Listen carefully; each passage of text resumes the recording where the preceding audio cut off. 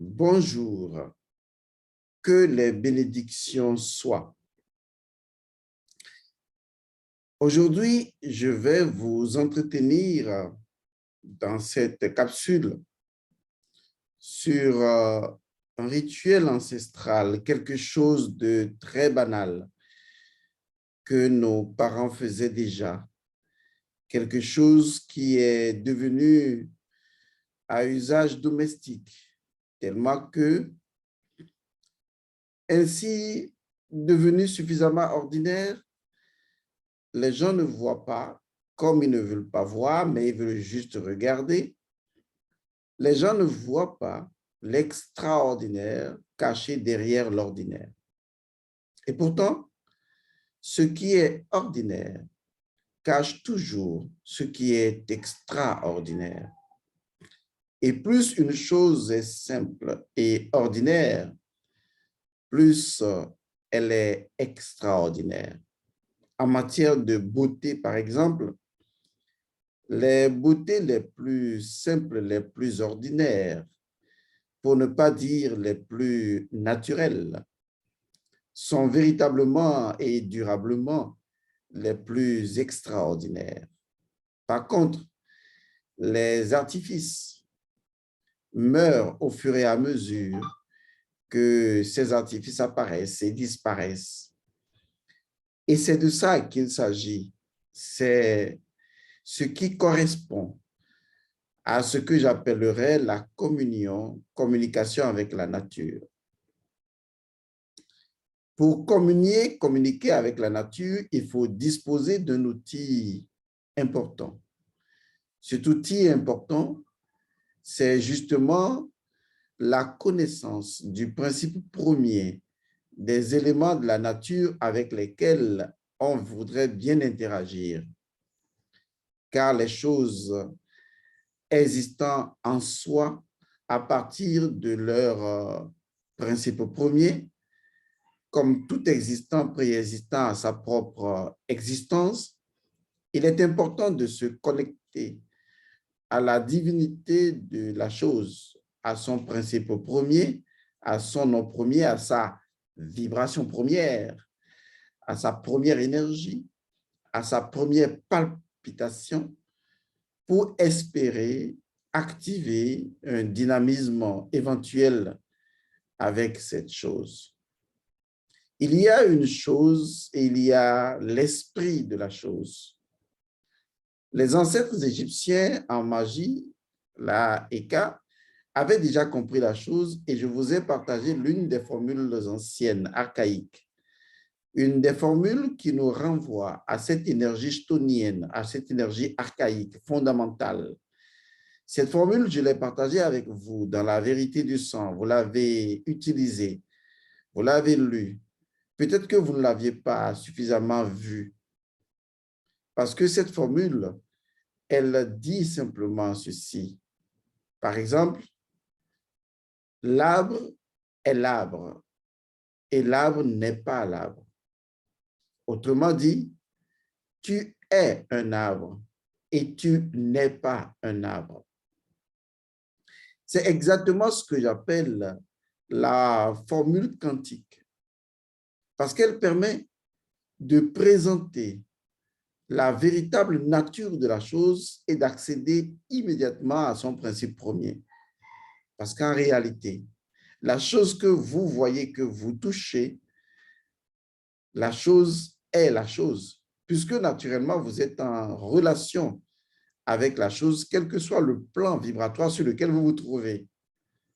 Mais au même moment, la relation actuelle que vous avez avec la chose n'est pas ce qui définit la chose et n'est pas ce qui est la chose dans sa totalité, dans sa globalité, dans son tout. Car il y a en chaque chose limitée une infinité, tout comme il y a en chaque réalité infinie une réalité finie, selon un principe naturel qui dit que si je suis en toi, c'est que forcément tu es en moi. Et c'est ainsi que nous portons nos parents en nous. Parce qu'il fut un temps, ils nous ont portés en eux. Il fut un temps, vous étiez un sperme, vous étiez un spermatozoïde. Il fut un temps, vous étiez un ovule au sein de l'ovaire. Il fut un temps, vous étiez cette combinaison du spermatozoïde et de l'ovule, un embryon, un fœtus, dans le ventre de votre mère. Et au même moment, spirituellement, dans le ventre de votre père, en fait, ils vous ont porté. Et lorsque vous venez au monde, eh bien, vous les portez en vous parce que vous êtes par votre sang et le sang qu'ils vous ont légué, vous êtes l'héritier et ils sont en vous. C'est un principe naturel. Je peux vous l'énoncer autrement. Nous sommes dans la nature et la nature est en nous. Ça, c'est élémentaire en spiritualité. Il faut être con pour ne pas le savoir. Lorsque vous étudiez, bien sûr, la spiritualité, vous ne pouvez pas être en quelque chose et que la chose ne soit pas simultanément en vous. Parce que l'intérieur et l'extérieur, c'est une illusion. Et à partir du moment où vous dites « je suis en toi », c'est que forcément, eh bien, véritablement, la chose est également en vous. C'est la simple vérité que le monsieur Jésus voulait tout simplement exprimer lorsqu'il déclara en son temps « Je suis dans le Père et le Père est en moi ». Parce que l'un oblige l'autre et l'un ne peut aller sans l'autre. S'il est clair que vous êtes créé par Dieu et dont vous êtes engendré de Dieu, de quelque façon que ce soit, et sachez que si on dit que Dieu vous a créé avec ses mains, la main représente la dimension féminine de Dieu, ce qui en fait représente également une conception divine, puisque Dieu vous a enfanté comme ses enfants. Ça veut dire qu'en réalité, vous êtes en Dieu, éternellement en Dieu, et que vous ne pouvez jamais sortir de Dieu, par le simple fait même que justement, par ce même principe, Dieu est en vous. Et qu'il serait absurde de se poser la question de savoir, est-ce que Dieu est en moi? La question plutôt devrait être, est-ce qu'à un moment donné, Dieu m'a porté en lui avant de m'engendrer? Si la réponse est oui, alors l'un oblige l'autre. Alors, laissez-moi vous dire que aujourd'hui, j'aimerais partager avec vous une idée sur quelque chose que nos parents faisaient, un rituel ou un rite ou un geste magique qui est devenu trop domestique et donc oublié. Est-ce que vous connaissez le rituel de principe premier du charbon? Oui, c'est vrai. J'en parle et si j'en parle, c'est parce que j'ai prévu l'enseigner justement au cours de ce séminaire de 3 jours des 14, 15 et 16 à Paris pour les personnes qui seront présentes. Est-ce que vous savez qu'il existe vraiment, comme je le disais tantôt, que pour communier et communiquer avec la nature, il faut être en relation avec les principes premiers des éléments de la nature. Et donc, c'est normal que je nous pose la question de savoir, est-ce que vous connaissez le principe premier du charbon? Est-ce que vous connaissez le principe premier, le caractère premier, la vibration première, l'énergie première ou la diction première de l'entité spirituelle du charbon de bois? Vous voyez, c'est de ça que je parle. Parce que tout ce qui existe, existe par sa préexistence. Et donc est en relation forcée avec un principe premier de sa propre émanation. Car c'est vrai, et je vais le dire autrement, si Dieu vous a créé, qu'il nous a créé, il nous a créé à partir de notre propre principe premier. Le jour viendra où vous le comprendrez, parce que rien ne peut exister sans, au préalable, son principe premier, sa souveraineté première, son êtreté première et en réalité, sa conscience. En fait, son triangle, si vous voulez. Bon, je ne vais pas rentrer un peu dans les configurations, mais on va rester juste un peu à la superficie. Quel est selon vous le principe premier du charbon et de l'esprit du charbon? car en vérité, il y en a.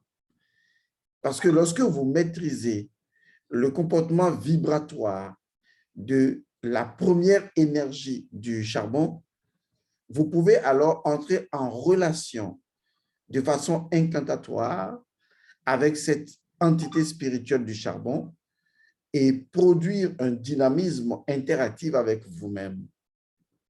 Car contrairement à ce que vous pouvez penser avec l'esprit occidentalisé, donc lobotomisé, nous sommes au cœur du vivant parce que nous sommes à l'intérieur de la vie. C'est parce que vous ne savez pas ce que c'est que la vie. Et vous ne savez vraiment pas ce que c'est que le vivant. Parce que la vie, c'est la présence. Cette présence présente de toute présence. Et lorsque cette présence présente de toute présence interagit avec elle-même, et c'est de façon absolue, puisque la vie vit à travers la vie elle-même, nous sommes au cœur même du vivant. Et à partir du moment où vous prenez conscience que nous sommes au cœur du vivant, les choses que vous approchez sont de l'ordre du vivant. Et votre conscience cherche à communiquer avec le vivant des choses. En fait, la vie des choses. Le charbon de bois a un principe premier. Le charbon de bois a une énergie première, une entité première, a un caractère énergétique premier. Une fois que vous savez quelle est la diction de cette énergie, vous pouvez provoquer une bonne diction et donc une bénédiction en utilisant le charbon de bois. Vous voyez, un simple petit charbon de bois, quelque chose d'ordinaire. Et pourtant, je vous l'ai toujours dit, les choses les plus ordinaires cachent des choses extraordinaires. La femme la plus naturellement et simplement belle est la femme la plus extraordinaire, l'homme le plus extraordinaire. Les gens deviennent très artificiels parce que les gens ont manqué de regarder la dimension de l'extraordinarité qui se trouve à l'intérieur de leur propre existence. Quand les gens deviennent faux, quand les gens utilisent des artifices pour se faire valoir, c'est que ces personnes ne voient plus du tout l'extraordinaire réalité intérieure de leur propre être. Ces personnes deviennent esclaves de l'illusion de ce qui est illusoire. Et donc, une personne naturelle et simple, c'est une personne extraordinaire. Parce que cette personne contemple l'extraordinaire. Et l'extraordinaire s'équilibre avec l'ordinaire. Et l'extraordinaire porte le vêtement de l'ordinaire. La nature est extraordinaire. Une feuille qui volevote dans l'air avant de tomber par terre est extraordinaire. Un arbre est extraordinaire. Le vent qui souffle, l'air que nous respirons, l'eau que nous buvons, tout cela est extraordinaire. Et si vous ne le voyez pas, c'est parce que vous n'avez jamais vu jusqu'à quel point vous-même vous êtes extraordinaire pour qu'à travers les yeux de votre dimension extraordinaire, vous voyez l'extraordinarité des choses. Parce que vous êtes trop artificialisé. Il existe l'esprit du charbon du bois, un esprit puissant, un esprit triunique qui conjugue à lui seul trois éléments très puissants, le feu, l'air et la terre. Trois divinités constituent l'entité spirituelle du charbon de bois. C'est pourquoi quand nous, on était petits, nos grands-mères nous disaient souvent de parler sur le charbon de bois et de cracher sur le charbon de bois et de jeter par-dessus la tête, derrière, parce que cela pourrait éventuellement nous éloigner des malheurs. Vous savez, quand un peuple acquiert des habitudes qui fonctionnaient déjà et qui fonctionnent toujours, et que ces habitudes ne sont pas inventées, mais que ces habitudes proviennent du fonctionnement ou de la mécanique globale du fonctionnement de la nature, eh bien, il y a une vie interactive, il y a une interaction, il y a un échange entre le vivant de la nature et le vivant de celui qui agit avec la nature. Il y a comme une régulation des palpitations cardiaques entre le cœur de la nature et le cœur de l'individu. Et les deux sont comme à l'unisson. Je vais donc au cours du séminaire sur Paris, les 14, 15 et 16, vous montrer que le charbon de bois est plus que du charbon de bois. Qu'en réalité, je vais vous révéler le nom premier, le principe premier du charbon de bois. Et je vais vous révéler également l'incantation qui accompagne la libération de l'esprit gardé prisonnier dans le charbon de bois. Et à quoi est-ce que le charbon de bois devrait servir? Et pourtant, ces applications sont multiples. Ces applications sont de l'ordre de la protection. Ces applications sont de l'ordre de la purification. Ces applications sont de l'ordre du désenvoûtement. Ces applications sont de l'ordre de la protection de la famille. Ces applications sont de l'ordre de la communication avec le monde invisible. Et tout ça, un simple, ordinaire charbon de bois est en mesure de le faire. C'est pour cette raison que je souhaitais que les Africains reviennent à ce fonctionnement kamite de notre propre mental. Lorsque nos ancêtres veulent agir dans la nature, ils agissent toujours à partir du principe premier d'une chose. Et vous savez comment ils appelaient cela? Ils appelaient du nom générique de Mahat, mais la première étape de la Mahat, c'est l'ordre naturel. Car lorsque vous dictez impérativement une chose dans sa nature première, vous êtes dans l'ordre naturel. Lorsque j'utilise une chose en connaissance consciente de sa nature première, je suis dans l'ordre naturel de cette chose-là. Voilà la première étape essentielle de ce que vous devriez faire. Et c'est pourquoi il faudra le faire. La deuxième chose que j'aimerais partager avec vous est très capitale. Beaucoup de personnes aujourd'hui, pour avoir découvert la spiritualité ancestrale, se réveillent un matin et disent « Je ne m'appelle plus André, parce que André n'est pas un nom kamite.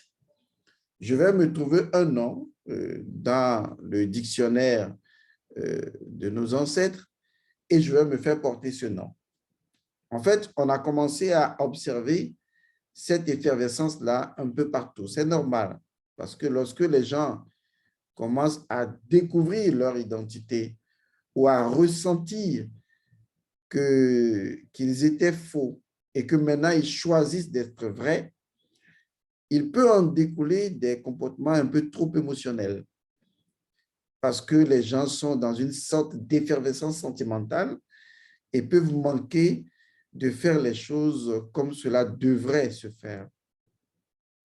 C'est pourquoi je voudrais vous dire qu'il y a évidemment un rituel de changement de nom ou un rituel de transfert de l'énergie du nom. En fait, c'est très simple. Vous pouvez décider à tout moment de changer de nom, de changer de nom de famille, de changer de prénom. C'est parfaitement possible. Mais cela ne changera pas l'énergie première de votre sang et de votre nom qui est en relation avec votre sang. Parce que votre sang identifie ou émet le nom premier de votre propre famille, même si vous ignorez ce nom premier. Je vous donne un exemple. Vous êtes un enfant qu'on a ramassé dans la rue et qu'on a adopté. Et donc, logiquement, le nom de vos parents n'est pas connu. Et on a dû vous donner un nom. C'est tout à fait normal parce qu'on ne pouvait en faire autrement. J'ai rencontré des personnes qui sont venues me voir et qui ont dit, Monsieur Godson, moi, j'ai mis mon enfant au monde toute seule parce que le père a disparu et je lui ai donné mon nom de famille. OK, jusque-là, il n'y a rien de grave. Ou bien, je lui ai donné le nom de son grand-père ou le nom, je lui ai donné un nom. Rien de tout ça n'est grave parce qu'en fait, vous avez la souveraineté de conscience de prendre des décisions dans votre propre existence. La seule chose que je vous demande de faire, est-ce que ce que vous voulez faire ou que vous avez déjà fait, est-ce que cela correspond à un principe premier? Est-ce que vous avez associé à cela un principe premier? Est-ce que vous avez pratiqué le rituel de changement de nom? Parce que on ne change pas un nom en se réveillant un matin pour le porter. On ne se réveille pas un matin pour dire bon, voilà, je m'appelais tant, maintenant je décide de ne plus m'appeler comme ça, ou on se choisit un surnom. Il faut que vous sachiez qu'il y a le nom de votre âme. C'est le nom de votre âme qui est en relation d'abord vibratoirement avec votre sang. Maintenant, à travers la généalogie de vos parents, le nom de votre âme et le sang ont fusionné et ont correspondu, n'est-ce pas, au nom de votre famille, même si le nom de votre famille n'est pas le nom de votre âme, bien sûr. C'est parce que votre âme, au fil des générations, s'est reconnue dans ce nom et a accepté ce nom et l'a adopté au niveau donc de votre sang. Et donc, on peut dire que votre âme se nomme elle-même à travers le nom de votre famille. Vous comprenez ça? C'est ce qui fait qu'on peut vous nommer comme ça. Et vous allez remarquer que quand vous rêvez, souvent dans les rêves, quand quelqu'un vous appelle dans le monde des rêves, c'est avec votre nom qu'on vous appelle des fois. Maintenant, imaginez que vous vous réveillez un matin et vous dites, je change de notre famille. À quel moment est-ce que vous avez fait un rituel de transfert de l'énergie spirituelle de votre nom au nom que vous portez? Que vous connaissiez votre nom de famille ou que vous ne la connaissiez pas, est-ce que vous aviez correspondu, vous aviez transféré cette énergie? Est-ce que vous avez permis à votre âme de se reconnaître dans ce nom? Car il ne s'agit pas de penser qu'en se combinant des noms extraordinaires qu'on appellera que ça, c'est du karma, ce n'est pas ça qui va vous permettre de vous connecter à vos ancêtres, ni vous permettre d'évoluer spirituellement. Ce n'est pas en vous réveillant un jour et en vous appelant Isis que vous allez être Isis. Ne soyez pas idiots. Même si, et c'est là que beaucoup de gens font des erreurs, même si le fait de nommer une chose, vous voyez, parce qu'on dit souvent que oui, c'est le nom, si on porte son nom, on a alors son identité. Mais c'est comme si un jour, le nom simplement suffit, d'accord, pour pouvoir dire, oui, je me rappelle de nom. Le nom, en fait, est un code qui est rattaché à la mémoire des mannes ancestrales, c'est tout. Ça veut dire que si un jour, vous n'avez plus le nom de vos ancêtres ou qu'on vous a trouvé dans la rue et qu'on doit vous donner un nom, il faut faire un rituel pour correspondre le nom qu'on veut vous donner là, quel qu'il soit. Admettons que le nom, c'est Koba. Enfin, ça peut être le prénom aussi, ou le nom, parce qu'on vous a ramassé, on dit, bon, on va le nommer Koba. C'est un exemple, excusez un peu grotesque de l'exemple. Eh bien, on va nommer cet individu Koba. Mais l'individu a un sang. L'individu a une entité spirituelle de son sang.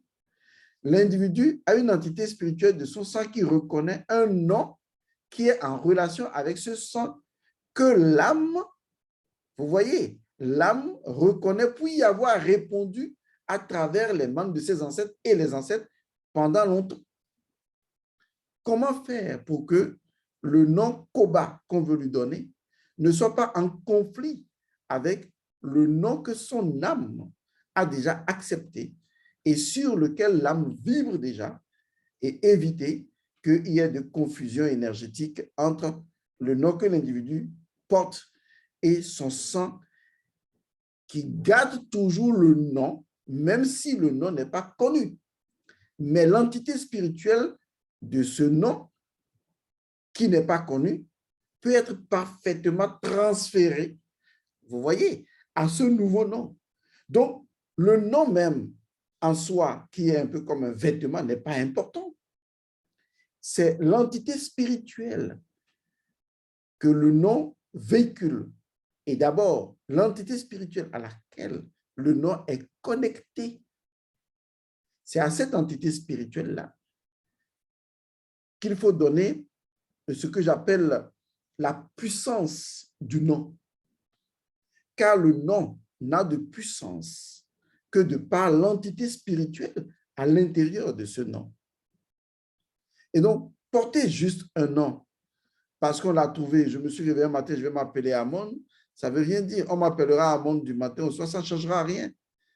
Parce que certes, le nom lui-même porte une certaine vibration, mais le nom n'est connecté à aucune source. Comment peut-elle se nourrir pour pouvoir transmettre quelque chose que le nom n'a pas? Ça veut dire qu'à un moment donné, l'énergie constitutive du nom va s'épuiser et le nom n'étant connecté à aucune identité spirituelle, entité spirituelle, le nom ne peut pas vous drainer, ne peut pas drainer l'énergie spirituelle vers vous. C'est pour cette raison qu'il faut faire un rituel pour ajuster le nom que vous voudrez bien porter et vous avez la liberté de changer de nom. Vous allez juste faire le rituel pour adapter le nom que vous voudrez bien porter à l'entité spirituelle de votre sang qui gardera toujours le nom, mais qui va reconnaître que maintenant, elle peut s'habiller de ce nouveau nom. Est-ce que vous comprenez ça? C'est tout. Et en ce moment, elle se reconnaît dans ce nom parce que vous l'auriez introduit dans l'entité spirituelle de ce nom. Vous comprenez maintenant ce que je veux dire? Si vous mettez quelque chose dans la chose, eh bien, si on met de façon littérale le nom dans l'entité spirituelle, eh bien, qu'est-ce qui va se produire? L'entité spirituelle va se trouver également à l'intérieur du nom. Et ça, c'est très simple comme rituel à faire. Et ce rituel, je vais le partager avec vous sur Paris les 14, 15 et 16 juillet 2022 pour que vous sachiez que, effectivement, on peut changer de nom, on peut décider à un moment donné qu'on ne veut plus porter tel nom parce que ce nom n'est pas véritablement de connotation, disons, africaine et qu'on aimerait bien se sentir chez soi. D'accord? Maintenant, il faut faire un rituel qui va ajuster le nom à l'énergie spirituelle de votre sang qui est toujours là. C'est comme si, de façon palpable, hein, je donne un exemple, vous décidiez un jour que le fait de vous construire une maison africaine fait automatiquement de vous, disons, un Africain. Ça ne veut rien dire.